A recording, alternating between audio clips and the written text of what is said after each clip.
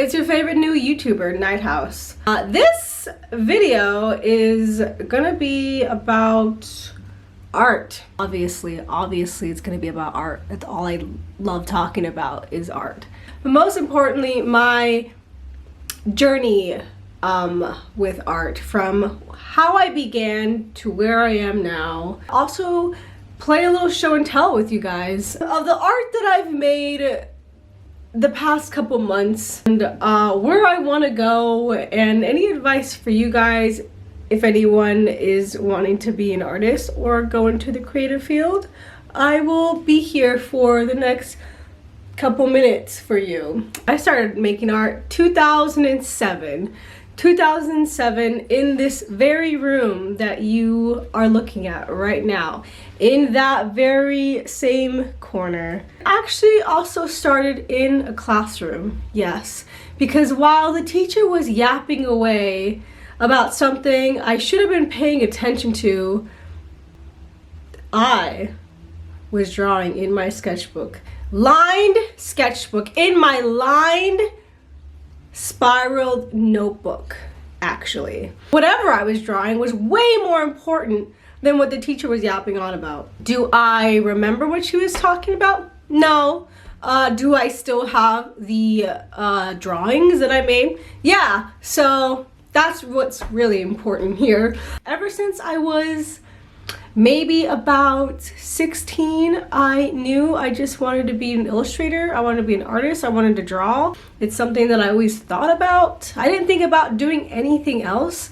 It was either being an artist or being a photographer. And I wasn't super passionate about photography. And at the time, everybody did photography. Everybody had a camera.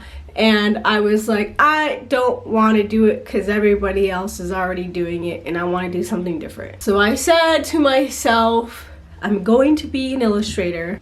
Our school was brand new at the time. Me and my friends walked into the library, and we had no intention of hanging there for as long as we did. But I ended up walking away from my little group and I pulled out a book, a random book. Do you know what that book was? I'll tell you what that book was. It was Chris Grimley's illustrated book from Edgar Allan Poe's, I think it was, I can't remember the book, but I remember the art and I thought it was the coolest thing that I've ever seen in my whole entire life.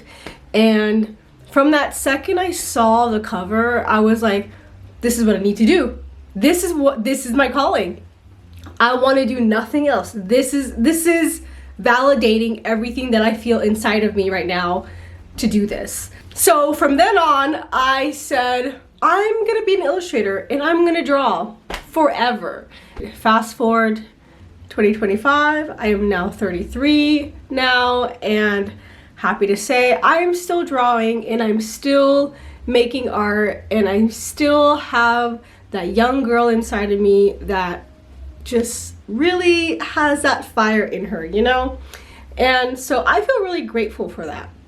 And I feel very lucky because sometimes at this point, a lot of people, what happens, you get very jaded. Societal pressures to be an adult wears you down. Maybe you have a family, maybe you have kids, and a lot of life stuff gets in the way. That hasn't happened for me. And so I'm still here and I'm still going. A lot of bad things have happened to me since then, but I have decided to push forward because what else am I gonna do? What else am I gonna do, guys? What? Tell me, what?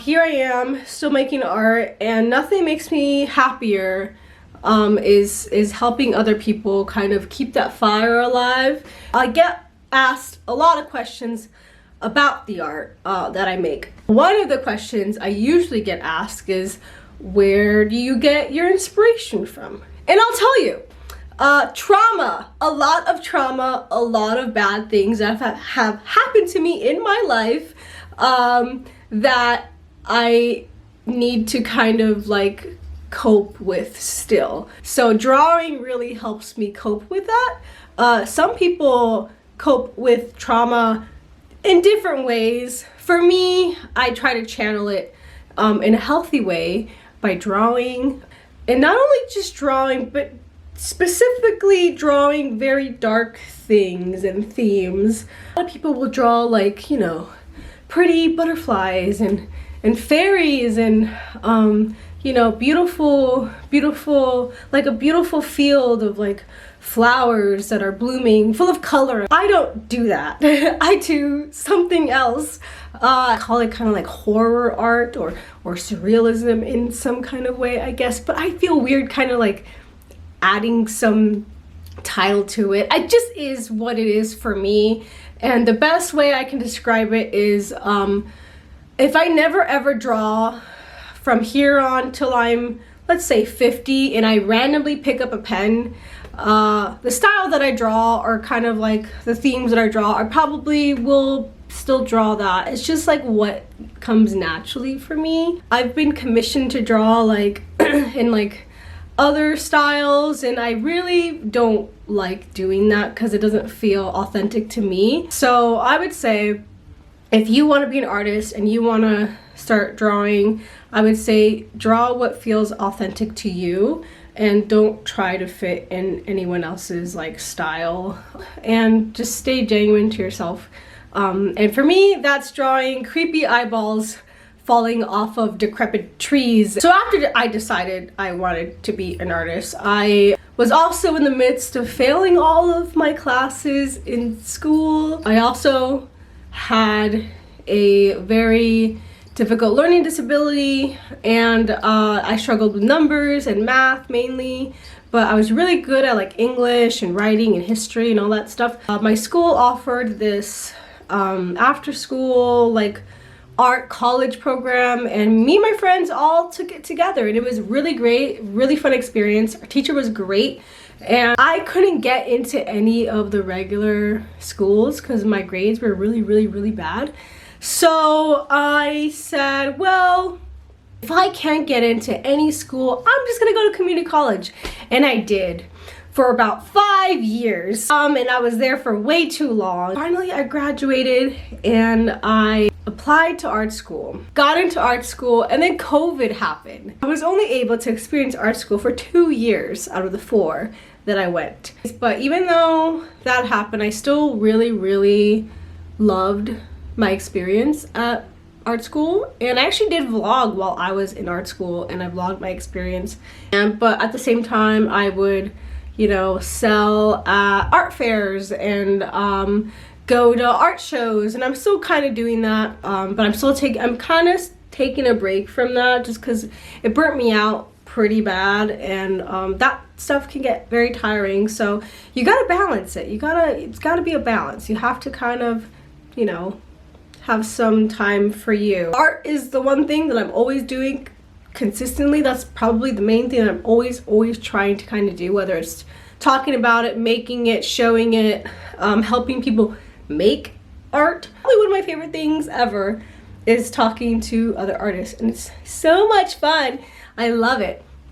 Trying to inspire other people, I think that's like, I get that a lot. I get a lot of people in my DMs and my inboxes are always kind of like, well, Jazz, I want to do this, but I'm too scared to do it. And I'm always kind of like, you should just do it.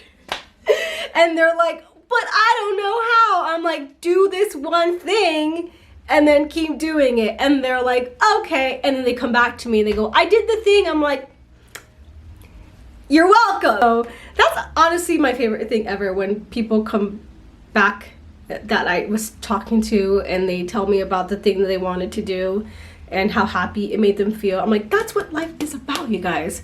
That is what life is about. There's nothing else. Just do the thing that you want to do that makes you happy.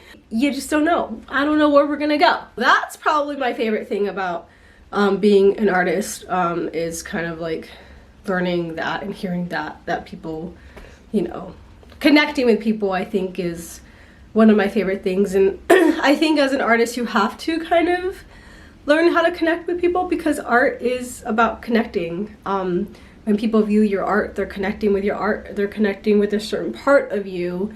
even though you're not there, you know, say you're not at a show, but they're viewing your work and it speaks to them in some way. You're connecting with somebody. Supplies. We're gonna talk supplies. I mainly use pen.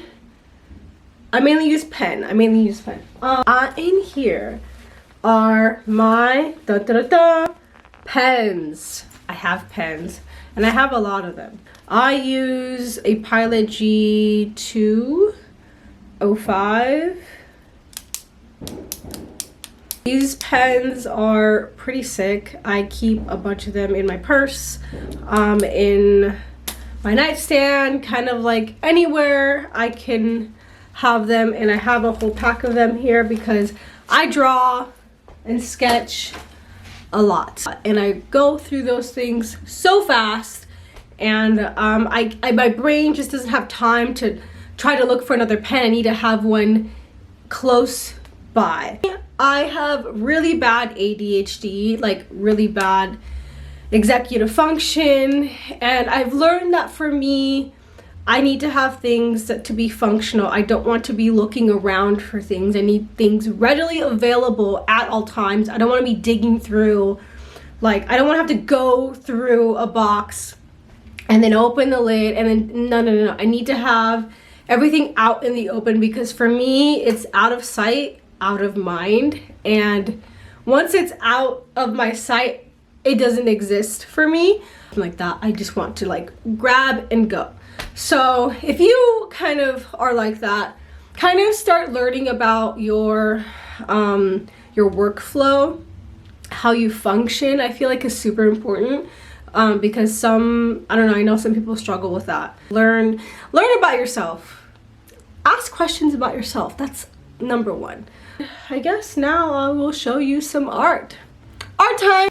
So this is a piece that I just finished, and so you can see it's massive. Well, not massive, but it's pretty big. This is mainly all done in those G2 pens that I was telling you about. And yeah, it took me a while. Probably took like a month or so.